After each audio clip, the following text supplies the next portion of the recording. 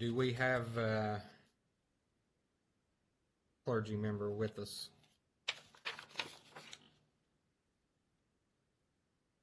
Is Bishop Coleman on the line?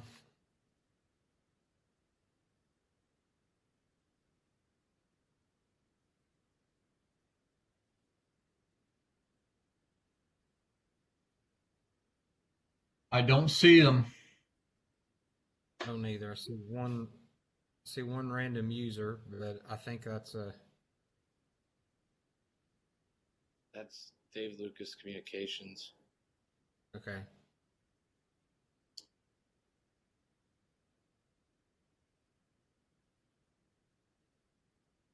Well, if you all don't mind,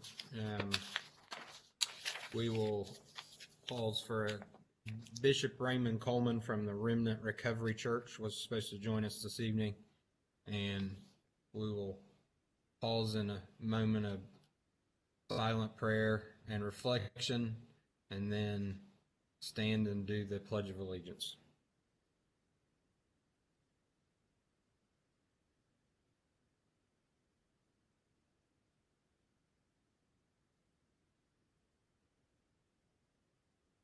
Amen.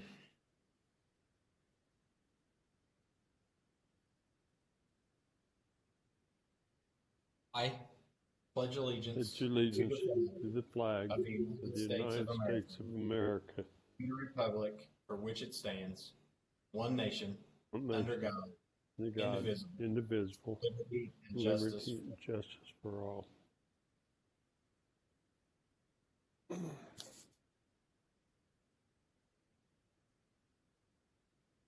Roll call, please. Cleary. Here. Haney. Here. Harvey. Here. Hawk. Here. Klein. Here. Pierce.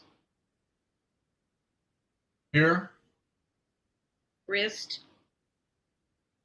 She texts me that she's trying to log on, Marta, so if you don't mind just keeping an eye for attendance on the people present over there. She's having trouble with her Blue Jeans app, so.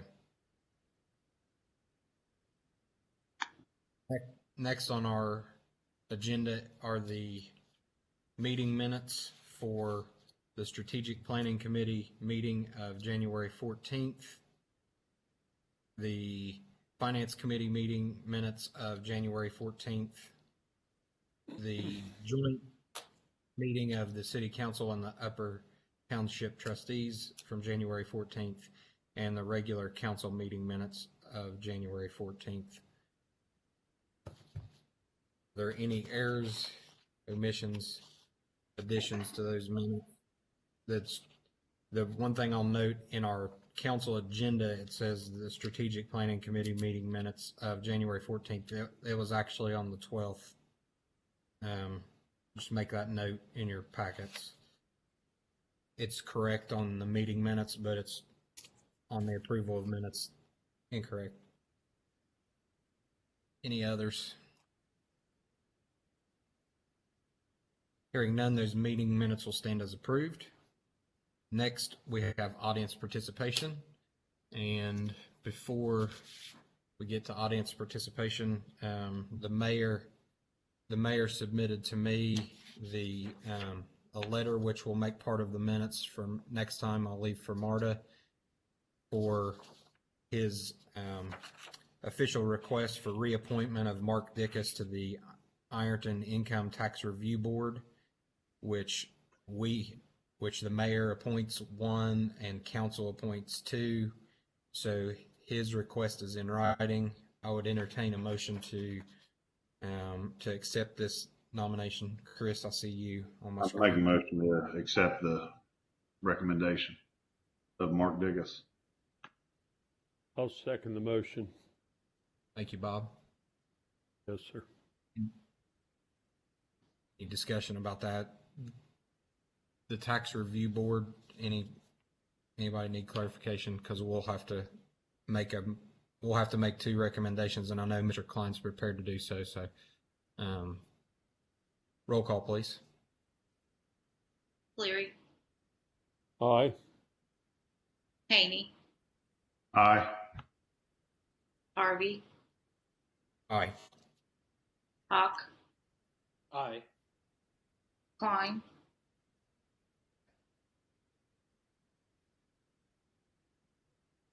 Aye. Klein, Pierce, Aye. Aye.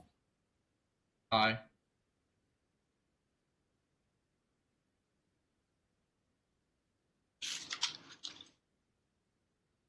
The mayor's request for reappointment for Mark Dickus to the Ironton Income Tax Review Board is accepted.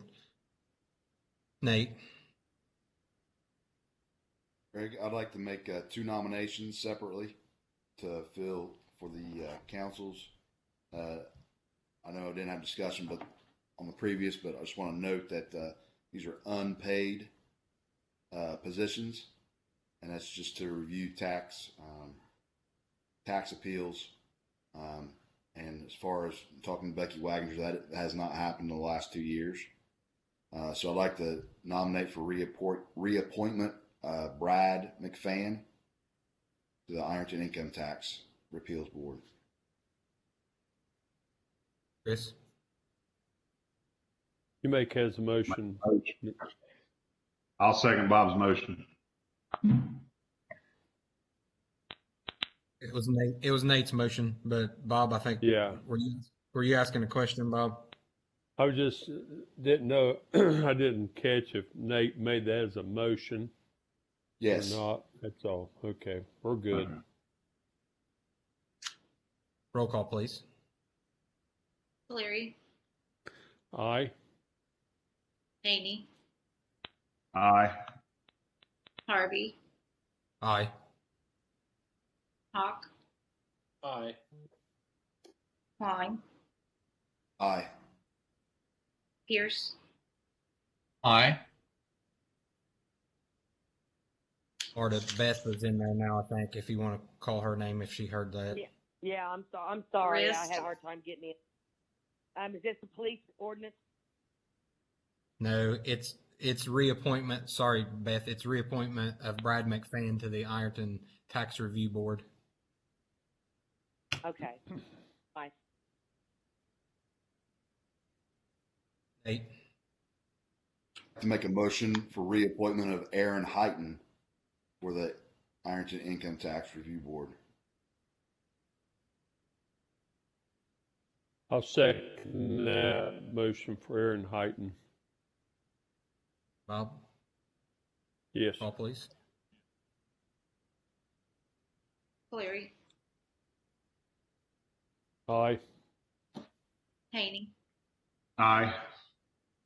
Harvey, Aye. Hawk, Aye. Klein, Aye. Pierce,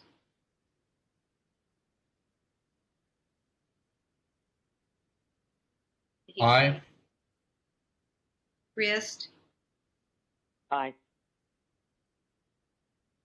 The nomination for Aaron Heighton is accepted for the Ironton Income Tax Review Board. Congratulations to Mr. McFan, Mr. Heighton, and Mr. Dickus for being on the Ironton Income Tax Review Board.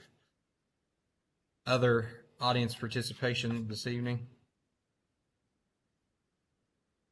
Remember, I can't see all of you. I can see Mr. Pierce has got his hand up. Go ahead, Mike. Greg, also. I've got one after Okay. Mike. Okay, thanks, Chris. I had Caitlin Noor, the art teacher at Ironton High School, contact me concerning the art at the Brumberg building. Some students have asked about their art and they might want it back. And others just want to know what's going to be done with it, if anything, and some information about that. And she wants to know who she can contact or communicate with to find things out about that artwork. Yeah, Sam Heighton, the Ironton Alive, be the person to contact. Do you have a number or a email? I will get that to you. Thank you, Sam.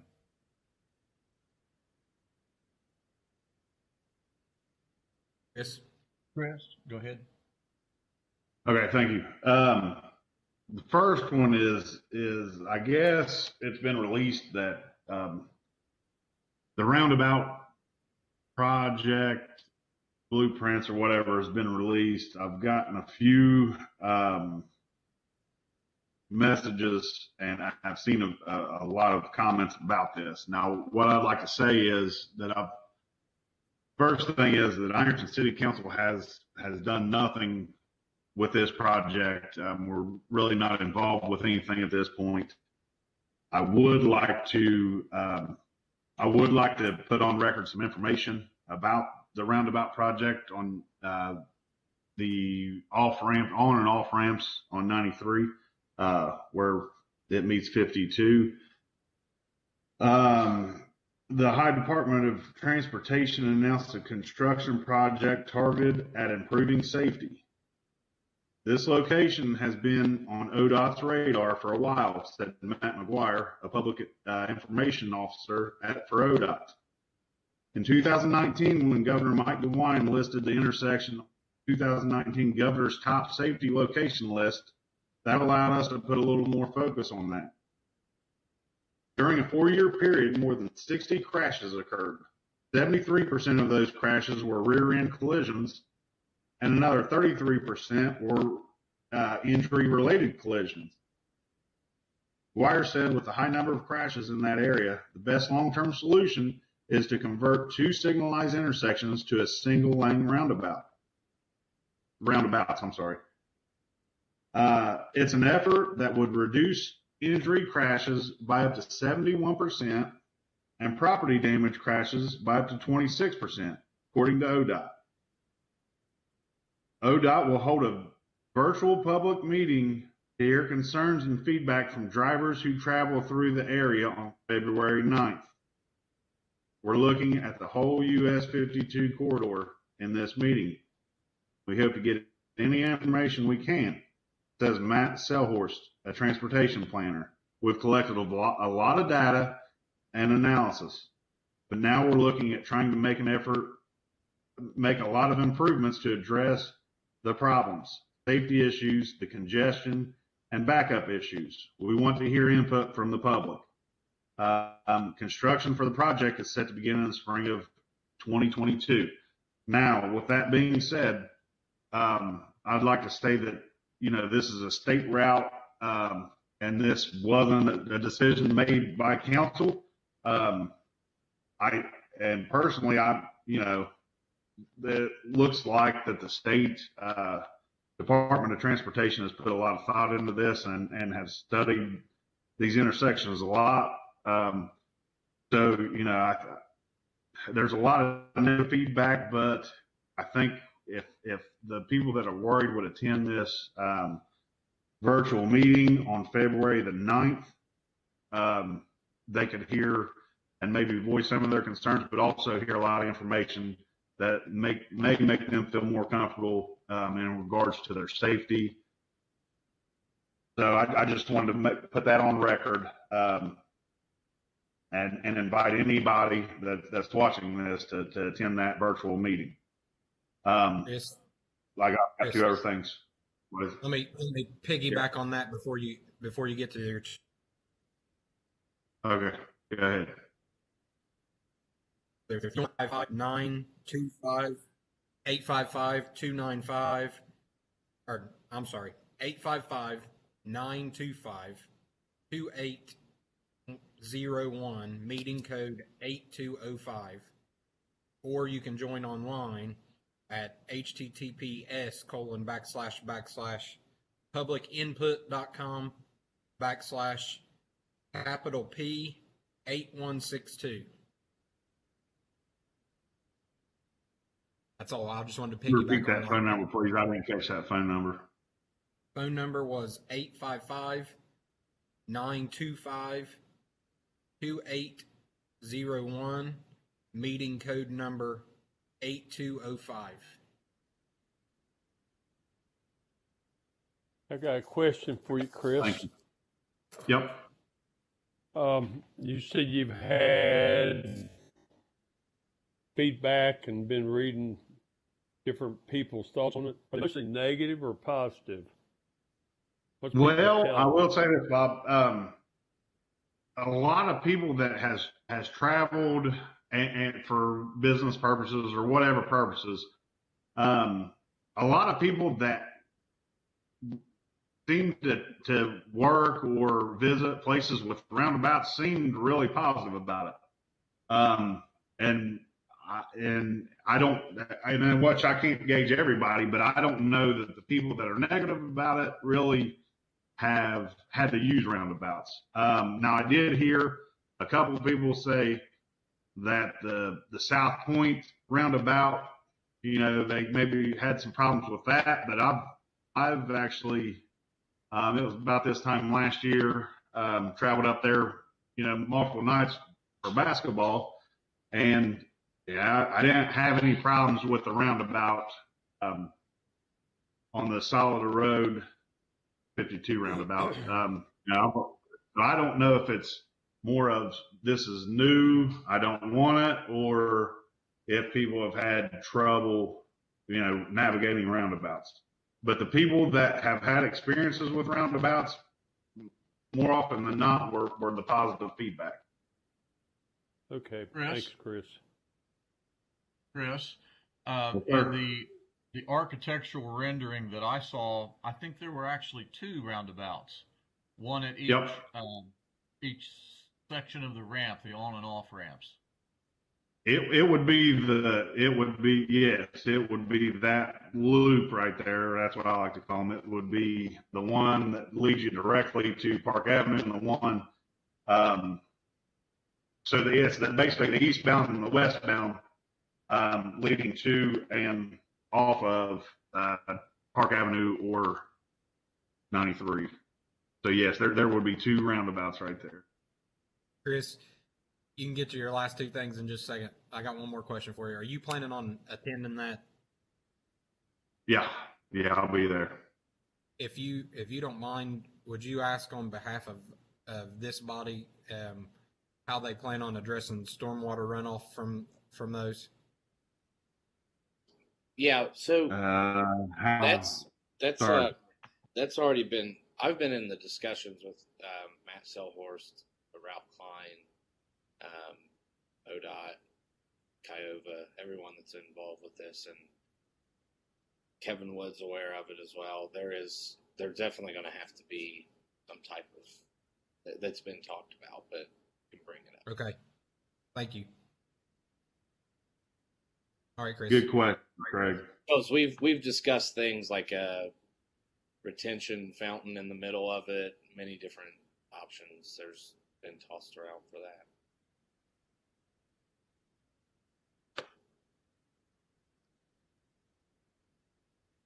Go ahead, Chris. We good on that issue? Yep. I will remember to ask that. Mayor seems to have a good grasp on that, but I still will bring that up on behalf of council. The next one is, and I'm not sure, I just actually drove by this, but I had somebody mention the Jefferson Street, I guess going towards the hill. I don't know if that'd be either east or north.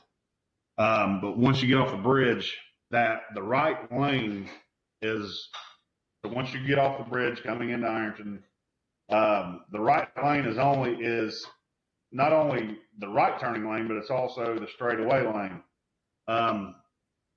There's been, I've heard a couple, I mean, this isn't overwhelmingly, but a couple people complain that, and they said that that right lane should be right turn only, and the left lane should be the straight ahead lane and the left turn lane.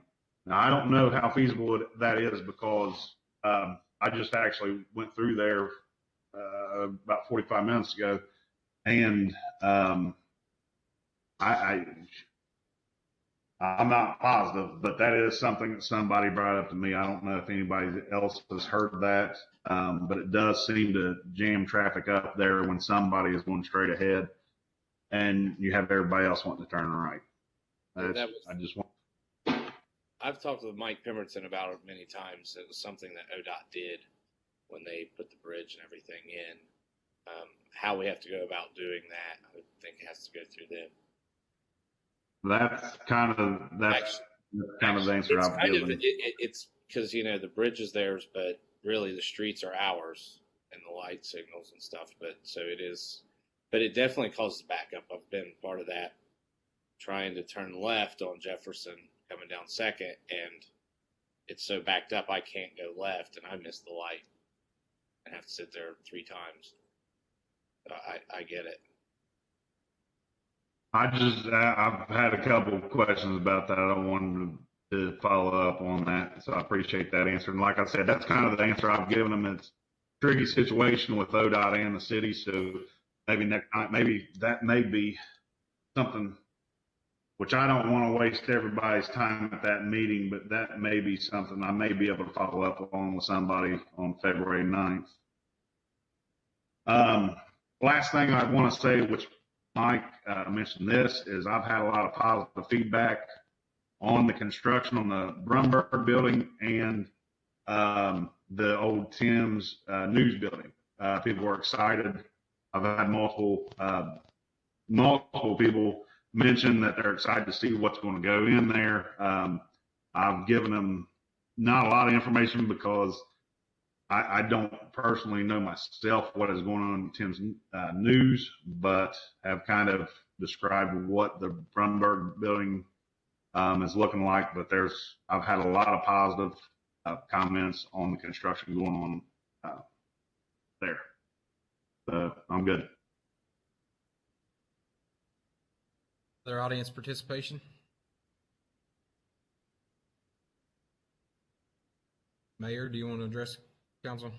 I'm going to allow I have Joe Sokol and Scott Mason from ABM here to give you guys an update on the project they are working on with the city. Thanks, Mayor Cramblett. President Harvey, council members. I was going to share my screen here really quickly. And I had let's see here. All right, I think everyone can see my screen right now. Yes. Okay. Let me see if I can make this into presentation mode. All right, so thanks for the time, Mayor Cramblett. Appreciate you allowing us to probably take 10 minutes of your time here. Feel free to ask any questions you'd like. You can interrupt me, or if you want to wait till the end, that's fine too. We've been sending everybody, weekly email updates as far as what's going on, when we're in the buildings, what we're doing, week to week when we've been meeting with administration, and just trying to keep you in the loop with everything.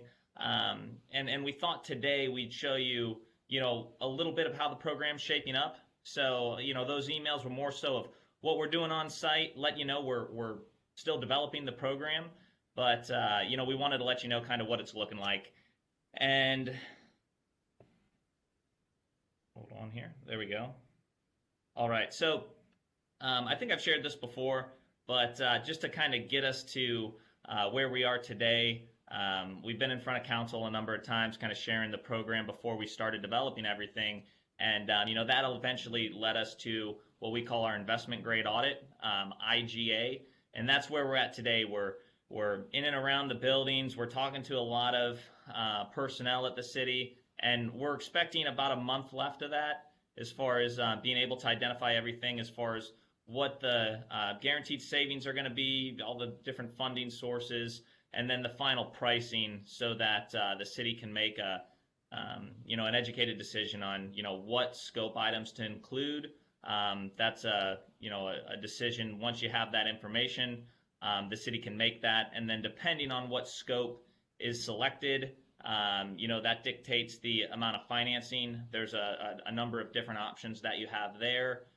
We're starting the discussions with with John on Monday, just getting them some information, but ultimately that's a city decision. So we'll be obviously working directly with the finance department there, and Mayor Cramblett. And then, we eventually get to the point, these aren't hard dates, but just trying to give you an idea of what the time frame is.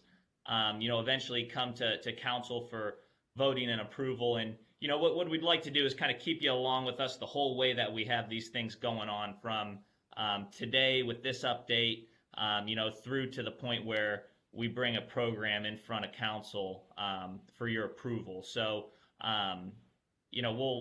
I'll kind of lean on Mayor Cramblett, and I'd love to continue to give you these updates and kind of see how the program develops. But just got a couple other things, and this is just kind of a refresher. IGA, the investment grade audit, that's the study we're doing right now. We've done a lot with the utility bills, and that's the gas, the Columbia Gas, AEP bills, and that's identifying how much energy savings can we realize through a program like this. And we've done walkthroughs, interviews, which is really talking to the people who are in and out of the buildings all day and operating those buildings. So really identifying what's the energy savings, what can that be, and then also operational savings. So there's a couple of different areas as far as operational savings are concerned. We've went through the past 2 years of expenditures and trying to figure out exactly what could be impacted based on what's currently being spent, and by implementing some improvements, and what those improvements are, what are some expenses that you could expect to avoid in the future by moving forward with some new systems. And ultimately, what we're doing here is giving you a capital improvement program for your facilities, and that's where the asset grading, this pie chart on the bottom right here, we're going to give you a complete breakdown of all the equipment and what the life expectancy is of those pieces of equipment. So the goal of the program really being, you have a detailed capital plan of what some of these assets in your buildings and the expense of running your buildings, when you can expect those to reach their end of life expectancy. And we're trying to avoid unexpected expenses here and utilizing funds that are currently in the budget to address some of these needs that are towards their end of life expectancy. So that's really what we're developing now, is to be able to get you all that information so that you can make a final decision. And that final decision is based off of what the savings or funding for the program is. And ultimately, we're going to be able to deliver you guaranteed pricing. So we're doing all of the engineering on the front end, at kind of ABM's risk, so that we can show you, hey, here's what a guaranteed price is. It's a no change order program, and we want to make sure that the savings, funds the program as a whole. So trying to get everything done with the current dollars that are being spent. How can we get as much done as we can without increasing taxes or increasing what's currently being spent in the budget right now on that area of the budget. So that's kind of what we've been doing, and some of our findings. There's aging infrastructure, and that's on the HVAC side, beyond ASHRAE standards, which is an association of heating and cooling engineers, and that's just to kind of set standards as far as what the life expectancy of equipment can be. So identifying what that life expectancy is for the equipment in your facilities, and as far as those are concerned with controls, controls are an area where there can be a lot of savings, making sure that the equipment's operating when it should be, off when it should be. And there's a need throughout the building, so we have some costs and savings associated with those items as well. Lighting is an area of opportunity as well. There's a lot of savings that can be found in lighting, and we're finalizing that currently.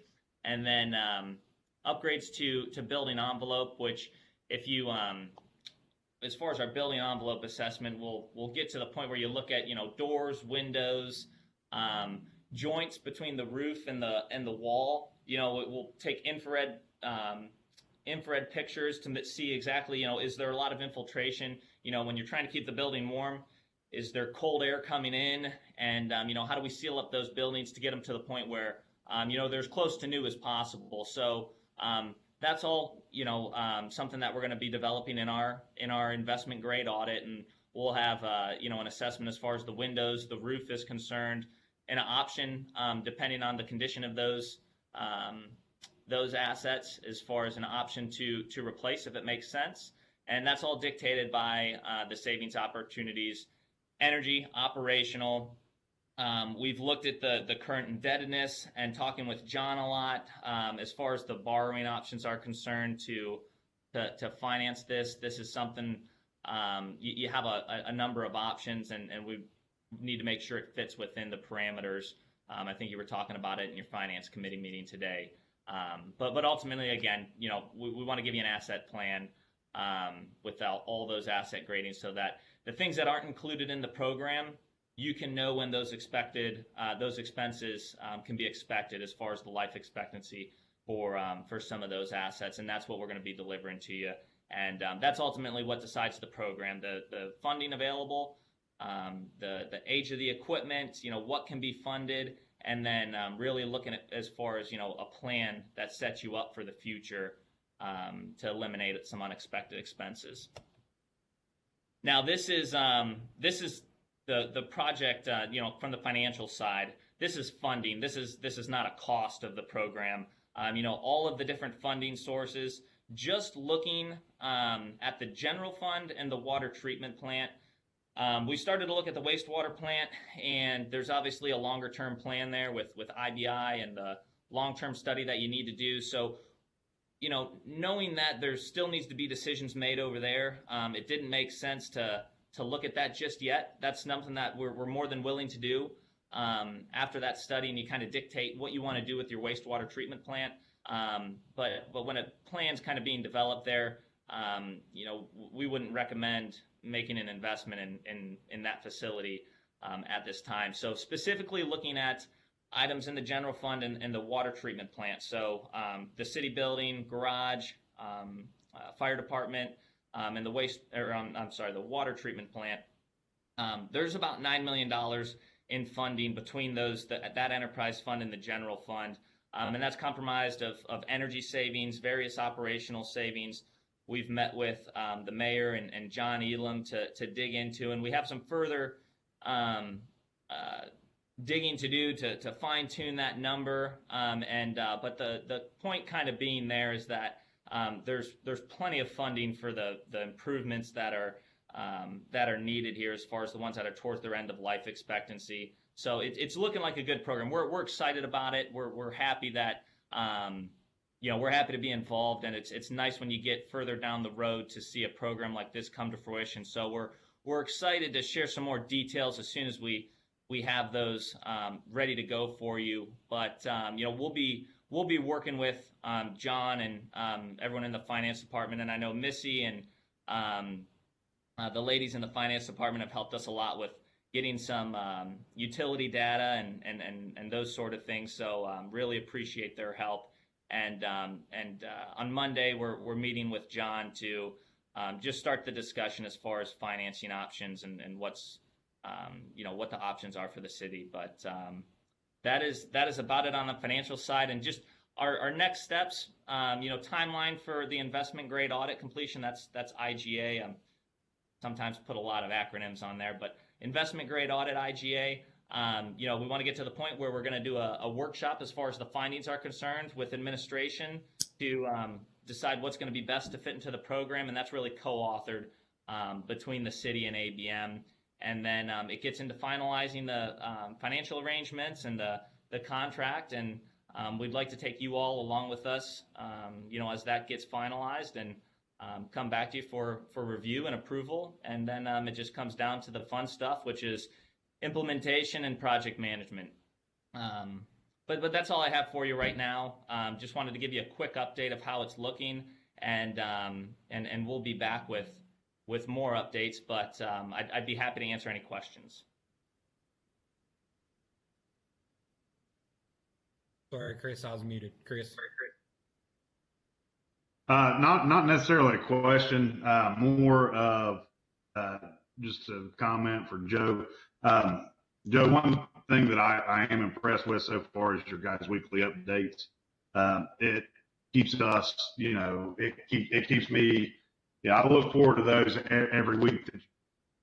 I want to show appreciation of the transparency that you guys are showing weekly.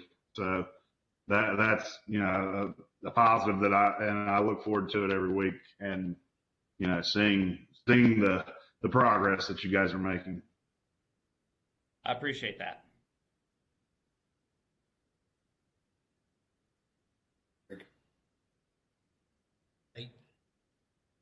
Joe, how close are you to following your schedule there as far as wrapping up your audit into February and then council action in March and so forth? Are you pretty on target with that? Yeah. Right now we're right on target. Along with your weekly updates, we hold, I hold weekly internal updates with my team, and those internal meetings are all around, what items do we need to hit by what deadline to hit that exact solution timeline that I detail out for you. And I actually had that call this morning, and we're right on schedule right now. That's not to say that something will come up that pushes us back a little bit, but we're right on target, and things are going, all things considered, things are going pretty smooth. We haven't had too big of a delay yet, and we're right on target there. All right, and what time are you going to be in the finance department on Monday? I will be there. I believe it's in the afternoon. Said 2, which 2. Nate, we have the other thing. I didn't know if I'd be able to cut loose it'd be the same for me. Yeah, I might try to as well. Okay. And if not, Councilmember Klein, I talked to Mayor Cramblett, and just gonna kind of beginning the conversation with John. This is by no means a one meeting thing. So I think we'll be reviewing that information. I was planning on reviewing it with Mayor Cramblett. Happy to set a follow-up meeting with anyone that would like, and I'll leave that to the mayor to schedule, and I'll work with him as far as doing that if that's but more than happy to have anyone involved. Thank you.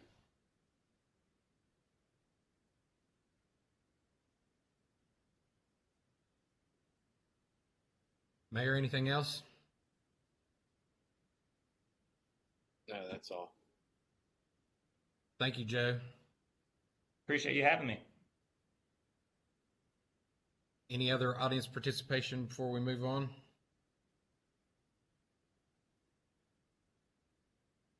Communications are next on our agenda. We have none. Reports, we have none. Ordinances, if the clerk could please give ordinance 2102 first reading by title only. Authorizing and directing the mayor to execute on behalf of the city of Ironton an amendment to the collective bargaining agreement between the Fraternal Order of Police, Ohio Labor Council, Inc., and declaring an emergency. First reading. Bob. I'd like to make a motion that ordinance 2102 was favorably recommended by the Finance Committee meeting we had prior to the council meeting. And I'd like to go on to make a motion we give 2102 second and third reading by title only. Second. I'll second it. I heard Mike first. Beth. Okay. Roll call, please. Cleary. Aye. Haney. Aye. Harvey. Aye. Hawk.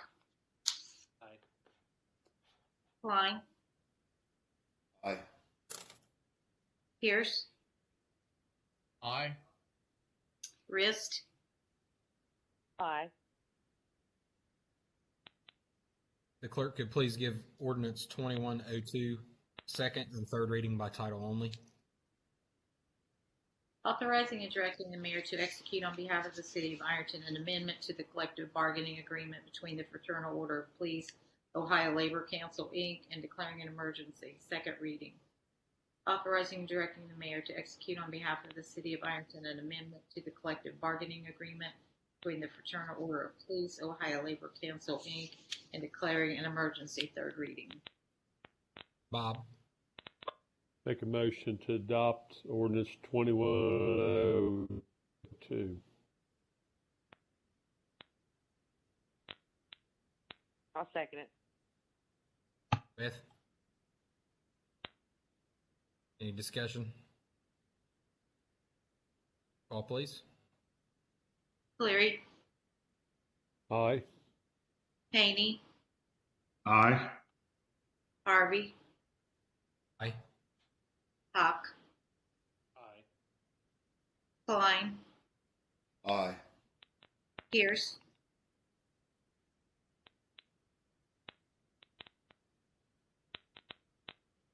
Pierce, Aye. Rist, Aye. Ordinance 2102 is adopted. Next, we have resolutions, and there are none. And on to miscellaneous. Reminder, because Beth wasn't on here yet and Mr. Haney joined us right in the middle of it, budget workshop, February 6th, the day after Mr. Hawk's birthday, 9 a.m. Location yet to be determined. They're miscellaneous.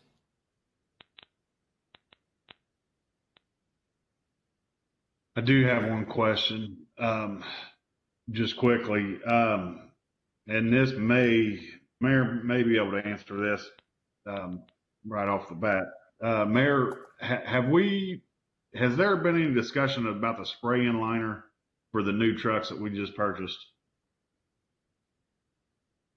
On the beds? Yeah, I had talked to Brett Thomas about that, and we both thought it'd be a good idea just to extend the life of the truck and the bed. Any discussion? Has he asked you about that? Maybe. I don't know if it'd be something council would have to do or not, but I don't think it would. But if it does, I don't know that, would anybody have any opposition towards getting the spray-in liner to protect the beds of the new trucks that we bought for the second?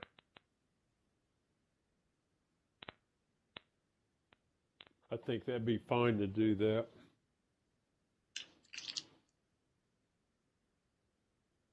If you really want to extend the life, get the spray-on undercoating.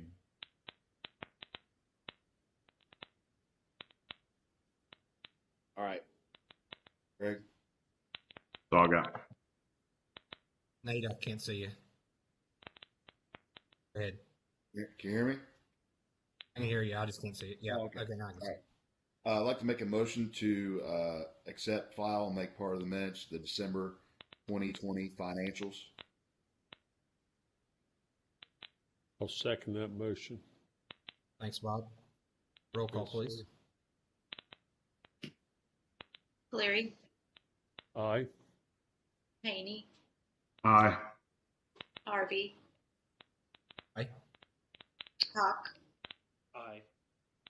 Klein,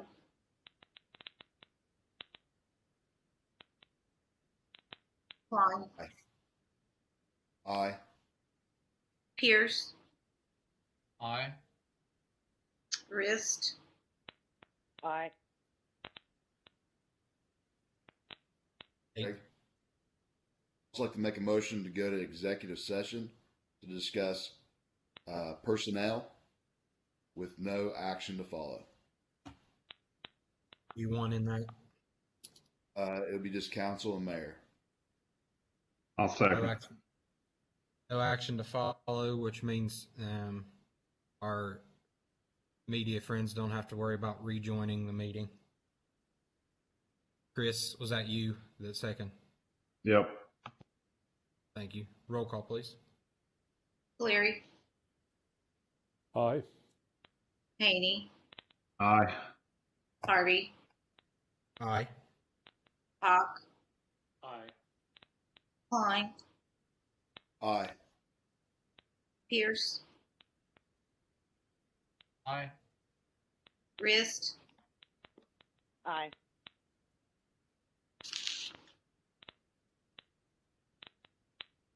You all, we are adjourned unless you are council or mayor.